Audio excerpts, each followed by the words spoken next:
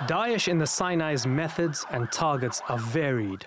Suicide bombers attacking minority Christian Copts in the cities, and guerrilla warfare against Egyptian soldiers in their desert stronghold. The Egyptians have responded by bombing suspected rebel positions and launching search and kill operations in the Sinai. All this is said to be taking place at least 50 kilometers from the Rafah crossing. I visited that area for my special on Hamas leadership that we've been telling you about today. Here's a little snippet from that moment.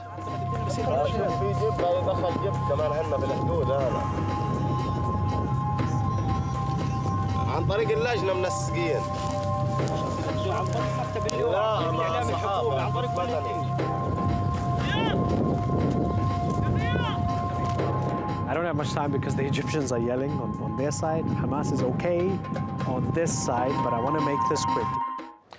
Our guides were the armed wing of Hamas, the Qassam brigades. But what Hamas hadn't told us, and only told us later, was that Daesh had attacked that very Egyptian outpost just the day before, killing a senior Egyptian army officer. And all of that sort of then made sense, especially why the Egyptians were so edgy with us. Well, let's try and make sense of all of this, hopefully. I'm joined by security analyst Aaron Rees from Houston, and from London, founder of Egyptian Affairs UK, Mostafa. Ragab. Gentlemen, thank you very much for joining us. Aaron, does it surprise you at all that I went to Rafah and I was on the border between Gaza and Egypt, and there was definitely a sense of coordination between the Qassam brigades, Hamas's de facto army on the border, and the Egyptians because of the mutual threat of Daesh? No, that doesn't surprise me at all. The Egyptian army is being sort of forced to be pragmatic in how they approach this threat, and I think that they'll take the help that they can get. They've been working with the Israeli military as well. So here you have this very interesting case of multilateral coordination between the Israelis, the Egyptians, and the Qassam brigades. Mostafa, Ragab, how much of a threat to Egypt is Daesh in the Sinai? Obviously, they are a big threat in the Sinai desert, according to the nature of the desert itself, and how they can hide and how they can come out at night, and the tunnels in the Sinai desert. So there is a big war there between the Egyptian army and Daesh. Obviously, first, it was underestimated because ordinary soldiers were left in the Sinai desert, also according to the peace treaty with Israel, and that made it easy for Daesh to start their operations. But now, with the special forces in Sinai fighting Daesh, things have improved, and I'm sure that they will carry on in this war until they get rid of them in the Sinai desert. It's difficult, but it will happen, and the difficulty coming from the nature of the Sinai desert. But when we look at Daesh and where they get their power and the supply and all this from, it's not difficult to fight Daesh if we were honest in our fight against terrorism, because number one, you've got to stop buying the petrol. Number two, you've got to stop supplying them with arms or selling them arms.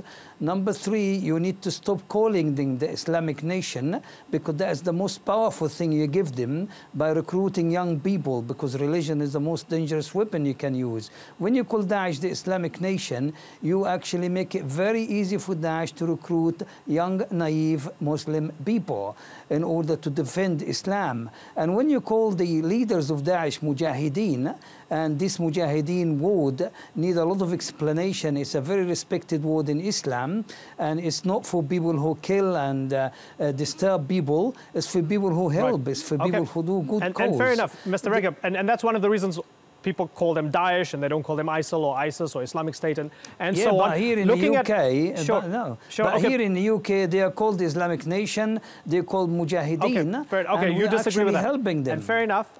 But let me ask you about actual tangible tactics against them on the ground, particularly in Sinai. And I'm going to reference some footage that came out a couple months ago that was really ugly. It was unverified, but it seemed to show Egyptian soldiers torturing and executing Daesh suspects, not confirmed Daesh members.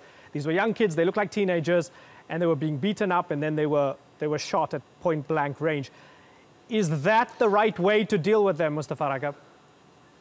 You really make me laugh now, because if Daesh getting people from everywhere, children, women, old people, and shooting them in the back and killing them and slaughtering them, and you're going to come and say to me, is that right to kill them? Well, people are humans. People are humans, and people will sometimes react wrongly according to what they see. But we don't know if they're Daesh. That's the question, right? That's the whole point. We don't know who these kids are. They could be Bedouin. They could be, you know, ordinary village folk in the Sinai. Nobody knows. Is that the right attitude from the Egyptian army, is my question to you. Anybody who will be in places where Daesh are, anybody who will be helping them, anybody who will be associated with them will deserve whatever happened to them. Because people living in areas where Daesh are there or hovering there should leave. They shouldn't be with them. You shouldn't be a suspect. Suspect, of course, because Egyptian officers will tell you, we will be having dinner with people tonight who we think they are innocent people, and tomorrow in our fights against Daesh, we will find them there. So you really cannot trust anybody in this war. You got to kill before you get killed. This is why it is. It's very clear. You got to kill them before they kill you. If it can be proven to you, sir, that somebody was an innocent civilian who just happened to live in a village, for example, that Daesh controlled, and they were rounded up and they were killed by the Egyptian army, should that army officer be sanctioned or tried? Oh, innocent people will definitely get caught in this type of war. There's no question about that. But the problem is that Daesh know definitely that those people are innocent. They're not suspicious at all about their innocent, and they still kill them and butcher them. So when you come to people who we're not sure who they are, we don't know if they are with them or not with them, I don't think you can blame anybody. If you're there, you are target. That is as far as I consider it. I'm not going to say to you, are you Daesh or are you not Daesh? I'm facing death. I'm facing danger. So as I said to you, it's very clear. If you don't kill them first, you'll get killed. You're depressing so what's me your here. choice? You're depressing me here because I'm giving you 5 opportunities here to try and modulate your answer here, and you're saying the same thing every time. No. I'm not going to give in and say they are wrong, because in a war, you don't say who's right and who's wrong. You are in a war. You're not even in a war against an organized army. You are in a war against, you don't know who you're fighting against. You don't know where they're coming from. You don't know who are they.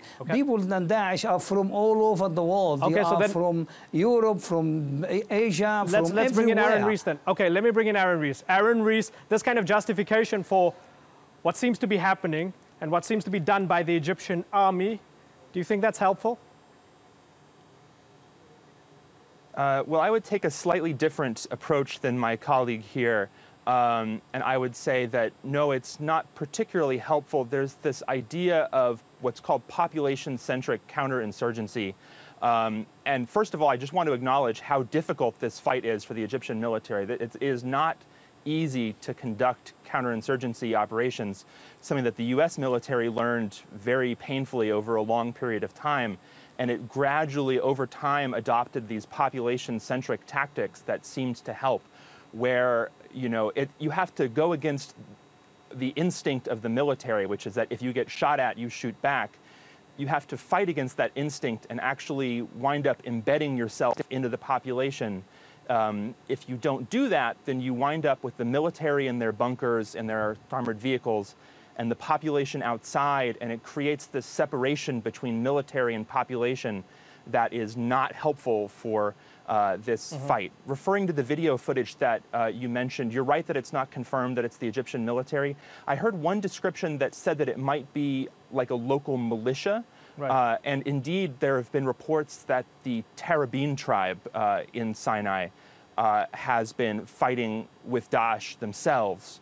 And the usage of tribesmen, partly it's due to necessity if the Egyptian military is not succeeding themselves, but partly it's an effort to get more of the population closer to the population, right, to help fight in a more really effective interesting. way, Because in early May you had security sources announcing that 13 Egyptians were killed, 2 others missing in a military attack launched by Daesh against local tribesmen in the south of the border town of Rafah on the Egyptian side. Mostafa Ragab, you said these are foreigners, right?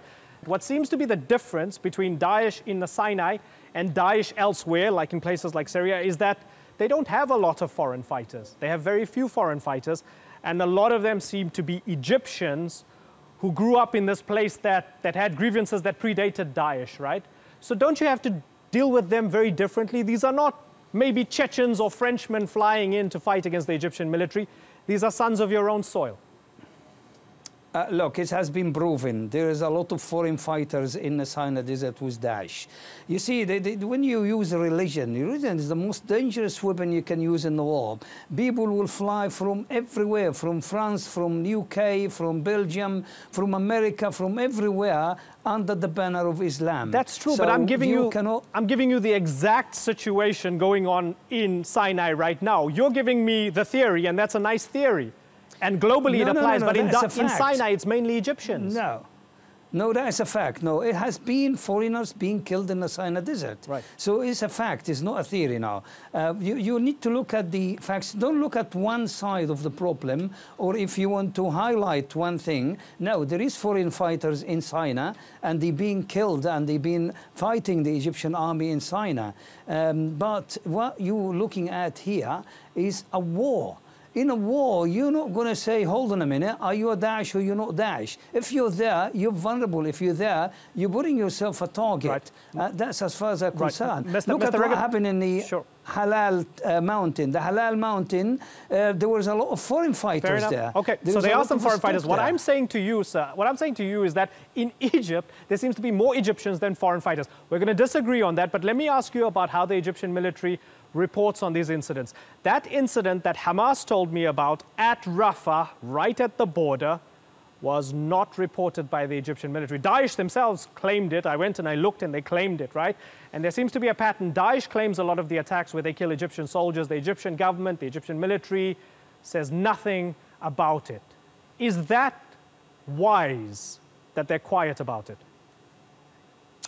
Well, look, in war, you know, you don't reveal everything, you don't say everything. There is tactics in war, how you protect your people, how you play your media in the war. It is a lot of things that happen, and I'm sure you're aware of that, and everyone else is aware of that. When you go to war, you don't reveal everything for different reasons. So when you say they didn't say, yeah, sometimes they don't for a lot of reasons. And some other times, well, I'm really saying that there's a lot of other things that they do very good against Daesh in the Sinai desert, and it doesn't get reported. Okay. So you don't report everything in this kind of war. Fair enough. Okay, we're out of time. Aaron Rees and Mostafa Ragab, thank you very much for joining us.